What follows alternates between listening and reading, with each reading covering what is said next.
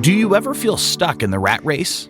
Life doesn't have to be that way if you're willing to put in the work. In Bigger Vision, Chris Garrison helps you discover the keys to abundance, freedom, and personal growth that let you live the life of your dreams. And now, here's your host, Chris Garrison.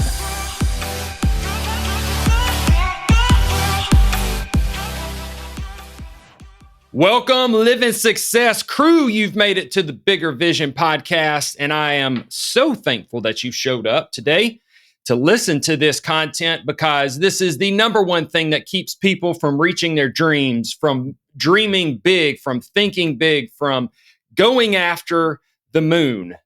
And it is you. Today, we're going to talk about you versus you, because that's really what the fight is about. You're not fighting anything else but you out there. It all starts with you. I was at a conference just a few weeks ago, and a guy named Mike, he was on stage and he was able to sell an HVAC service company for $32 million. And this dude probably knows something about growing a business. If you're able to build a business from scratch in the service industry and sell it for $32 million. And he said, if you want to 10x your business, you've got to 20x yourself. And I have still been thinking about that comment, because I look back at my life where I was in my 20s, broke, disgusted, unhappy in a failing marriage. And then I look back and see what my 30s have looked like. I'll be 38 in October of 2022. So that's only a couple of months away. And 8 years into my 30s, my life looks dramatically different. It's because I began to develop myself. It's because I began to lean into the resistance and push. I had a question just yesterday from one of my team members, and he asked me, he said, Chris, what keeps you so motivated? What makes you push and dream so big and keep moving forward? I said, it's because of where I came from. Because where I came from was so dissatisfying that it put such a drive into me that I had to do something more in life. I had to have more in life. And I'm never satisfied, even when I do get somewhat what some people would think would be comfortable financially or positionally or relationally. And it's just because I know there's so much more to be had. And once you begin to develop yourself, pour in and invest in yourself, you become addicted to it, because you realize you don't have a ceiling, because your belief system changes, because your internal thermostat rises higher, and you realize that there is so much more that you are capable of doing and you are supposed to be doing. See, there was a plan that was designed for your life. There was a potential that was stuck in your life, and this potential can either be utilized, it can be hidden, fulfilled, or you can allow it to die. You can allow it to never be utilized and no one ever have the opportunity to see it. I've also heard the saying, the graveyard is the richest place on earth, because so many people died with their talents and they lay rest in the graveyard. And that's an awful thing to think about, because all I can think about is how many people I've had come up to me in my little short period of where I began to tell my story and began to push in my own personal life, and people watch my rise in the little bit of success that I've had so far, and how they said that has provoked them to think bigger, provoked them to push harder for their dreams, provoked them to have more belief into their capabilities, because they were sitting at the same level I was before I began to push and pour into myself and invest in myself. So if you think about it on the manner of how many people are watching your story and how many people will never rise to the opportunity because you didn't fulfill your story so that they would have some inspiration to follow, but instead you decided to make excuses. See, our DNA, our makeup, the human, I've heard people relate it to this way. Back in the Stone Ages, we were in survival mode. It was the most difficult thing to survive because we didn't have this level of protection that we have now. We didn't have locking doors and windows and a roof over our head. We didn't have separation between wildlife, society, and civilization.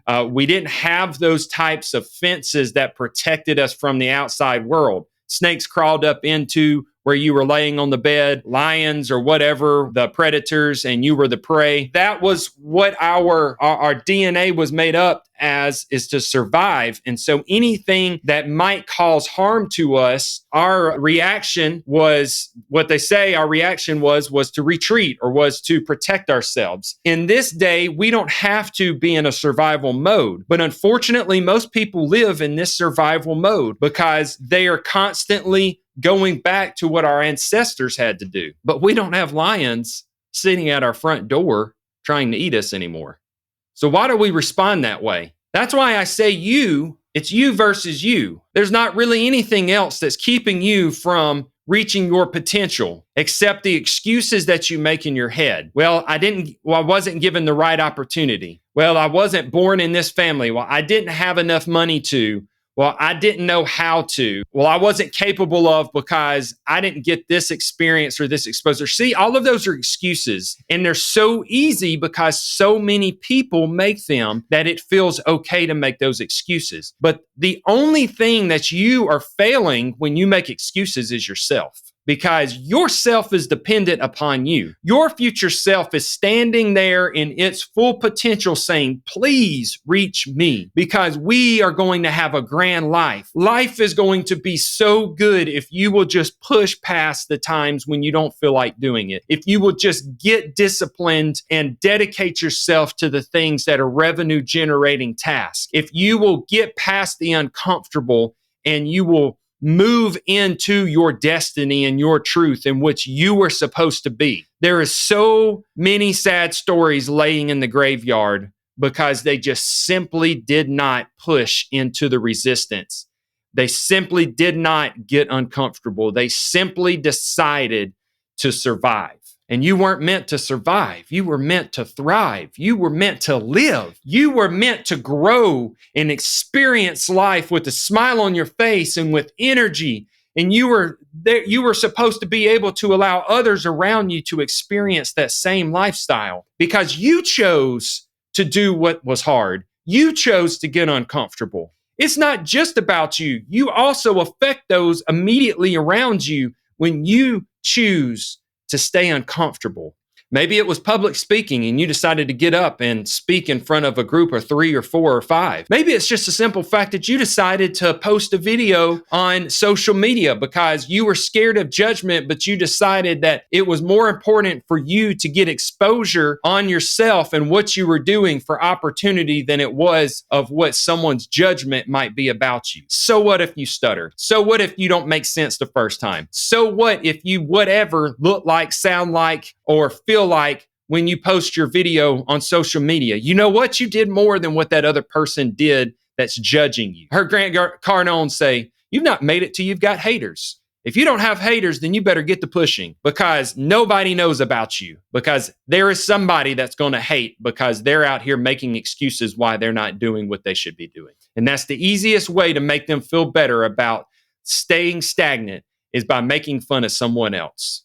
It's crazy how it works that way. So how do you get yourself out of the uncomfortable and stay motivated? You got to put the right influences in your life. I harp on this every podcast almost that I make, every time that I talk to an audience, anytime I'm talking on one-on-one, I am always pushing the influence factor because that is truly what's going to make the difference between your growth or your sitting stagnant and making excuses why you never hit what you did. You can't use the excuse of knowledge anymore because knowledge, educational resources are made available free on the internet all day, every day, 24 hours a day, 7 days a week. So stop using the excuses of I don't know how. No longer can you say I don't know how. From here on out, you have to say I'm learning. From here on out, you have to say I'm seeking out my resources so that I can make the correct choice and an educated decision. One thing I've noticed that in my life, I don't have all the answers before I jump and start running. But what I do know is I will find the resources when I stick myself in a situation where I have to find the resources. So if I have, let's say that I'm wanting to grow, I don't have the money right now to hire a position out,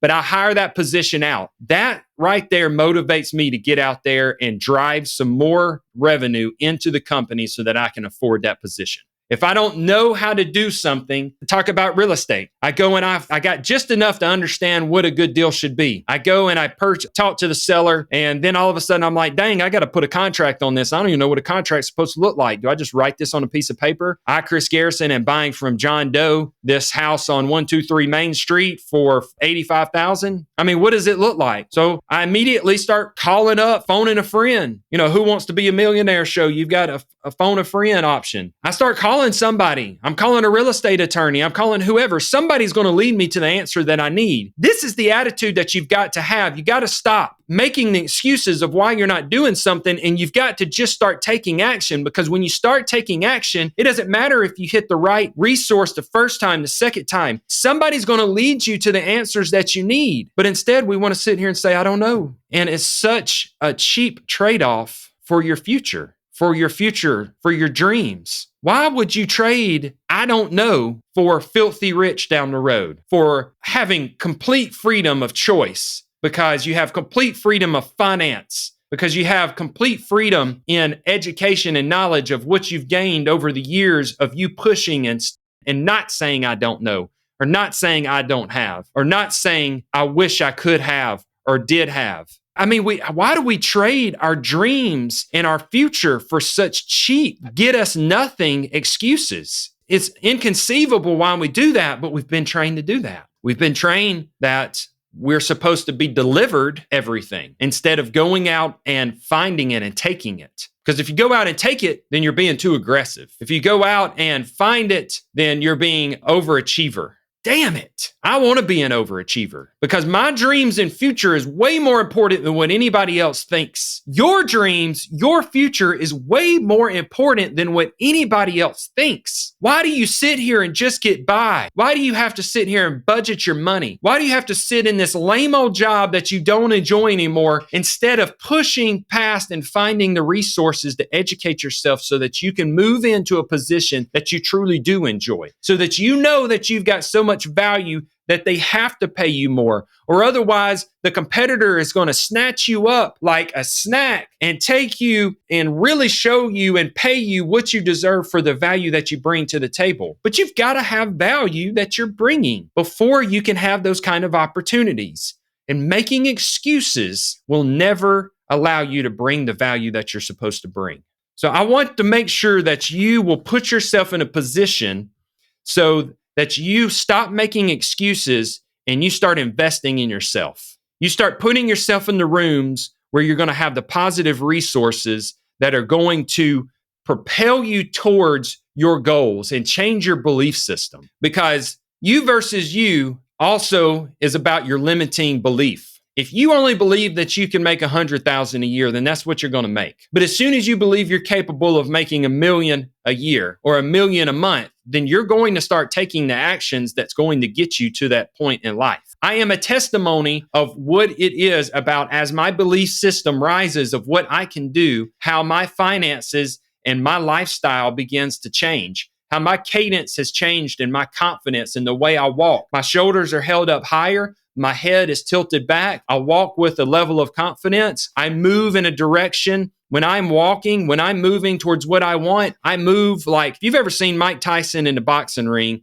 this joker would lean in with his fist up and he just charged. It was like he was fearless. And this is how you've got to move in life. And this is how I am constantly trying to move in life. Do I get scared? Hell yes, I get scared. Hell yes. I mean, there is times where I sit here and tremble on the inside because I am moving at such rapid pace, trying to make up for the time that I lost that I didn't move in my 20s. I understand life is short and I want to expedite what I've lost and I want to move as quick as I can, because at the end of my life, when I stand before my maker and I see my potential self, I want that to look like a mirror image. I don't want to look like a malnutritioned Chris in front of what my potential self should have looked like. And you want to be the same way. So what are you doing with your potential? Are you making excuses? You know what you're supposed to be doing. Identify where you want to be and get real clear on it. Don't say I want to be rich. There's not a number behind that.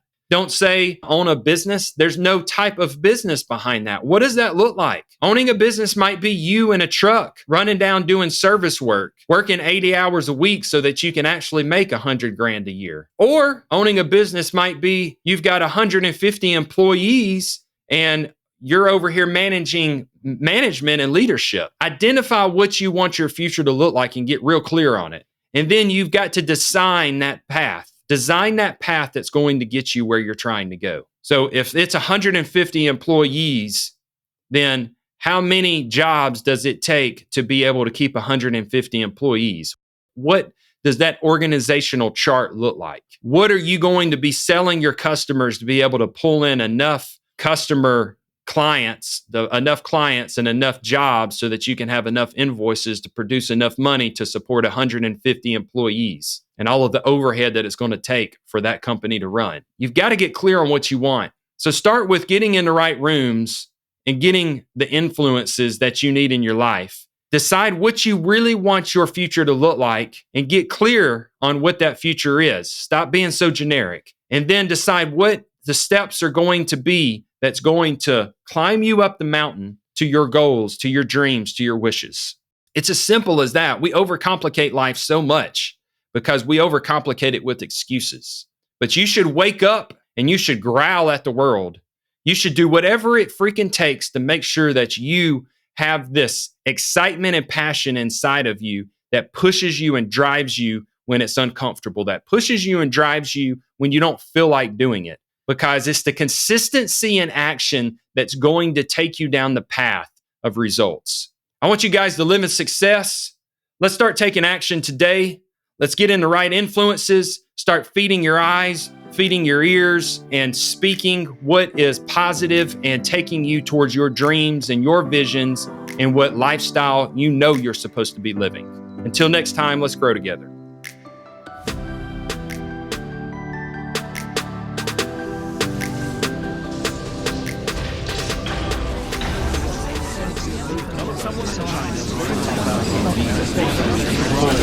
This program is brought to you by thepodcastfactory.com.